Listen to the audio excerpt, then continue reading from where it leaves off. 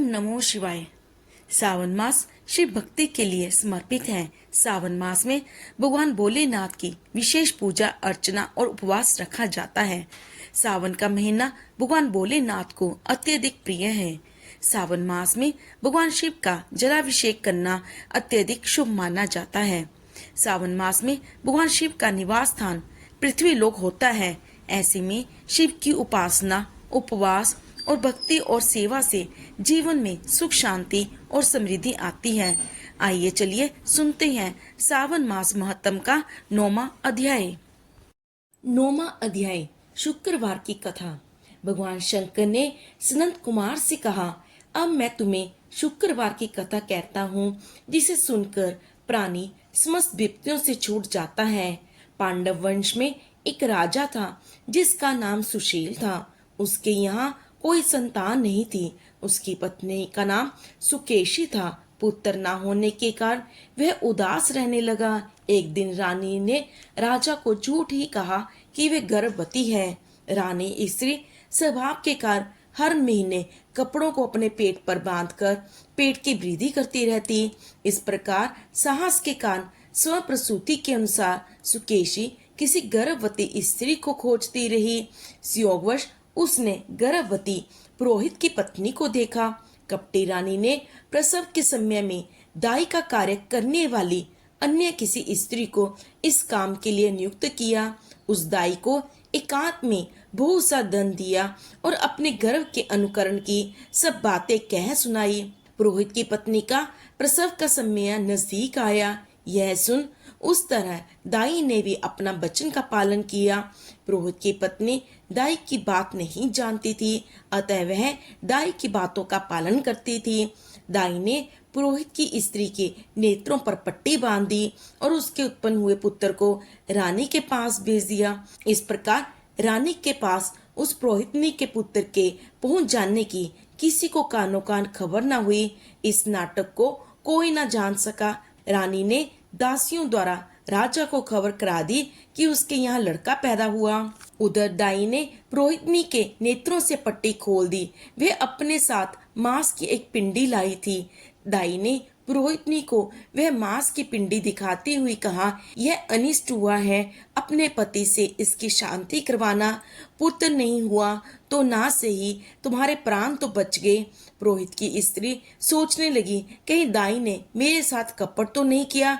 राजा ने जब पुत्र उत्पन्न की बात सुनी तो जात कर्म आदि करके ब्राह्मणों को गज, अश्व, रथ आदि दान में दिए। जो बंदी खाने में बंद थे सबको छोड़ दिया। राजा ने उसका नाम प्रियव्रत रखा। श्रावण मास आरंभ होने पर पुरोहित की स्त्री ने शुक्रवार के दिन भक्ति द्वारा जीवंतिका की पूजा की। दीवार पर बहुत से लड़कों के सहित जीवंतिका की तस्वीर बनाई और 5 दीपक जलाकर पुष्पमाला से पूजा अर्चना की। गेहूं के आटे के दीपक बनाकर जलाती और स्वयं भी गेहूं के आटे को शुद्ध घी में पकाकर भोजन करती। भोजन के पास जीवंतिका से प्रार्थना करती, जहां भी मेरा पुत्र हो उसे सुरक्षित रखना। इस प्रकार प्रार्थना करने के पश्चात वह कथा सुनती और यथाविधि नमस्कार करती। जीवंतिका के प्रसाद से वह बालक राजा के यहाँ चांद की तरह बढ़ने लगा और जीवंतिका उसकी रात दिन रक्षा करने लगी। कुछ समय बाद राजा का स्वर्गवास हो गया। पितृभक्त पुत्र ने पिता की पारलौकिक क्रिया संपन्न कराई। इसके बाद मंत्रिमंडल ने उसको राज सिंहासन पर बिठा दिया। उसने कुछ काल तक राज्य का शासन भली भांति किया। इसके बाद वह राज्य का भार मंत्रियों को सौंपकर पितृ ऋण से मुक्ति पाने के लिए गया जी को रवाना हो गया। उसने यह यात्रा कपटिक वेश में की। रास्ते में वह किसी गृहस्थी के घर पर ठहरा। उस गृहस्थी के यहाँ पुत्र हुआ था। इससे पहले कि 5 पुत्रों को षष्ठी देवी ने मार डाला था, परंतु इस बालक को षष्ठी देवी नहीं मार सकी। राजा के वहां रहने के कारण जीवंतिका देवी उसकी रक्षा कर रही थी। गृहस्थ ने जब अपने लड़के को जीवित अवस्था में देखा तो उसको पक्का विश्वास हो गया कि यह बालक अतिथि यानी कि राजा के कारण ही जीवित है। उसने राजा से एक दिन घर पर ठहरने की कृपा की, क्योंकि आपकी कृपा से ही मेरा यह छठा पुत्र जीवित है। गृहस्थ के प्रार्थना पर राजा एक दिन के लिए उनके यहाँ रुक गया। फिर वह गया जी चला गया और वहां पिंड दान देने लगा। पिंड देते समय उसे बड़ा आश्चर्य हुआ। उसने देखा कि पिंड को ग्रहण करने के लिए दो हाथ बाहर निकले हैं। एक विद्वान ब्राह्मण ने उससे पूछा, यह सब क्या मामला है? ब्राह्मण बोला, ये दोनों हाथ तुम्हारे पिता के हैं। घर जाकर अपनी माता से पूछना कि ऐसा क्यों हुआ, तुम्हारी माता ही बताएगी। लौटते समय राजा फिर उस गृहस्थ के यहाँ ठहरा। उसने यहाँ अब दूसरा पुत्र पैदा हुआ था, जो केवल 7 दिन का था। इस लड़के को लेने जब षष्ठी देवी आई तो जीवंतिका देवी ने उसे बालक को नहीं ले जाने दिया। षष्ठी देवी ने जीवंतिका देवी से पूछा, आप इन लड़कों को क्यों बचा रही हो? इसकी माँ ने कौन सा व्रत किया है जो दिन रात आप इसकी रक्षा करती हैं? राजा भी उस समय जाग रहा था। वह दोनों देवियों की बात सुन रहा था। वह नींद का बहाना करके पड़ा रहा। जीवंतिका बोली, इनके यहाँ जो अतिथि ठहरा हुआ है उसकी माँ श्रावण के महीने में शुक्रवार के दिन मेरा पूजन तथा व्रत नियम अनुसार करती है।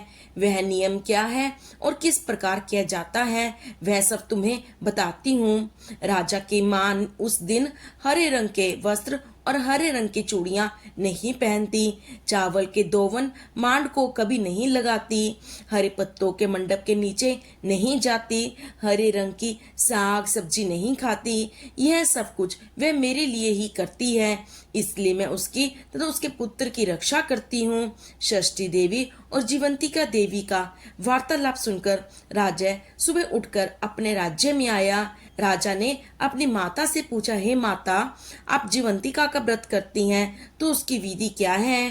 राजा की माता ने उत्तर दिया, मैं जीवंतिका का व्रत नहीं करती, इसलिए मुझे उसकी विधि का ज्ञान नहीं है। यह सुनकर राजा को बड़ा आश्चर्य हुआ और सोचने लगा कि मेरी माता कौन है। राजा ने गया यात्रा के फल प्रत्यार्थ ब्राह्मणों तथा सुहागिनियों को भोजन कराने की इच्छा प्रकट करके उनके यहाँ हरे वस्त्र, हरी चूड़ियां आदि प्रियाक्षत भिजवाए। दूत ने सबके यहाँ संदेशा दिया कि आप सब राजा के यहाँ भोजन करके आए। पुरोहित की पत्नी ने राजदूत से कहा, मैं हरे रंग की कोई चीज नहीं लेती। राजा को यह समाचार मिलने पर उसने पुरोहित की पत्नी के लिए लाल रंग के वस्त्र और लाल रंग की चूड़ियां भेजी। पुरोहित पत्नी ने उन चीजों को ले लिया और राजमहल में आई। पुरोहित पत्नी को देखकर राजा ने हाथ जोड़कर उसका अभिवादन किया और नियम का पालन करने का कारण पूछा। उसने इसका कारण शुक्रवार व्रत बताया। राजा को देखकर उसी समय उसके स्तनों से मातृ प्रेम के कारण दूध निकलने लगा। उस दूध से राजा भली प्रकार संचित हो गया। गिया में 2 हाथ निकलने से तथा रास्ते में गृहस्थी के यहाँ देवी से बातचीत और स्तनों से दूध निकलने से राजा को पक्का विश्वास हो गया कि यही उसकी माता है। राजा ने पूछा, हे माते, भय मत करो और मुझे मेरे जन्म का सही सही हाल बताओ। सुकेशनी ने उसके जन्म के सब तथ्य बता दिए। राजा ने प्रसन्न होकर अपनी जन्म देने वाली माता पिता को नमस्कार किया और उनको संपत्ति देकर उनका मान बढ़ाया।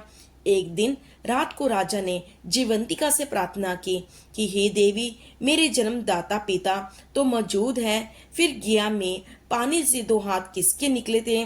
देवी ने राजा को ख्वाब में ही उत्तर दिया, हे राजन, मैंने तुम्हें विश्वास दिलाने हेतु ऐसी माया रची थी, इससे तुम कोई संदेह ना करो। भगवान शंकर बोले, हे सनत कुमार, मैंने तुम्हें शुक्रवार के व्रत करने का महत्व कह सुनाया। इस व्रत को श्रावण के मास में करने से मनुष्य की समस्त इच्छाएं पूर्ण होती हैं। इस प्रकार श्री स्कंद पुराण के अंतर्गत ईश्वर सनंत कुमार संवाद में सावन मास महात्म में शुक्रवार जीवंतिका व्रत कथन नामक 9वां अध्याय पूर्ण हुआ। बोलो भगवान शिव शंकर की जय, उमापति महेश की जय।